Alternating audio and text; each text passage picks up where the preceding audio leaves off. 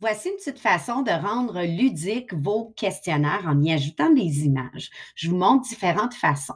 La première est d'utiliser un dessin à numéros. Chaque fois que l'élève aura la bonne réponse, l'image suivante qu'il verra s'afficher sera coloriée.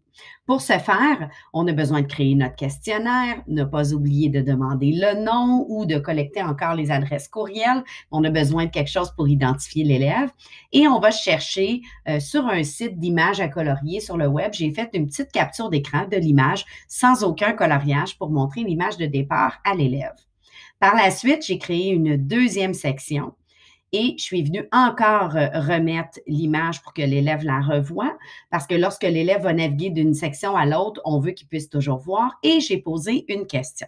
Ici, je suis allée très simple avec une petite question mathématique de base, mais ça pourrait être une autre question en lien avec votre matière, par exemple, en lien avec un roman lu en classe ou un petit livre lu pendant le cours.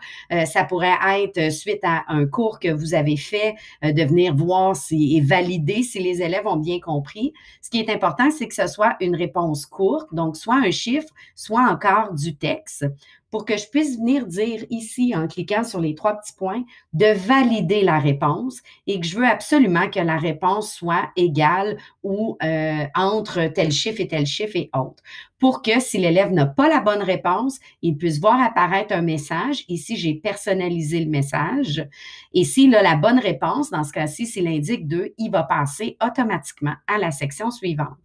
Lorsqu'il va passer à la question suivante, je suis allée colorier tous les numéros 1, j'ai fait une capture d'écran et j'ai inséré cette image-là. Donc, pour l'élève, tranquillement, il va voir l'image se colorier chaque fois qu'il a la bonne réponse.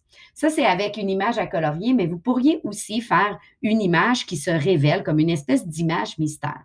Pour ce faire, on peut passer par Google Présentation. On vient insérer une image comme un arrière-plan de notre choix. On duplique notre diapositive et on vient y ajouter des éléments. Ici, je rajoute un petit chien. Sur la troisième, un petit sac à dos. Donc, ça pourrait être une scène qui est en lien avec la thématique exploitée en classe ou qui est en lien avec la matière ou pas. Ça pourrait être juste complètement ludique. Sur chacune des images, je peux venir avec Fichier, télécharger, les télécharger en tant qu'image. Et là, je peux les nommer image 1, image 2, image 3 et venir les placer à chaque section. Donc, ma section 1 est l'image 1, qui est la première avec rien du tout. La deuxième va être l'image 2. Donc, si l'élève a la bonne réponse, il va apparaître le chien sur sa deuxième image et ainsi de suite. Vous pourriez aussi faire le contraire et faire une image un peu comme un puzzle, une image mystère qui se révèle tranquillement. Pour ce faire, j'ai pris la même image, mais je suis allée insérer des formes. Ici, j'ai pris des carrés tout simplement, mais vous pourriez avoir des ronds, des pièces qui ressemblent un peu plus à des puzzles. Et là, je pourrais en mettre 4 pour la première image. Et là, lorsqu'ils répondent, eh bien, les images se révèlent tranquillement, les carrés s'enlèvent.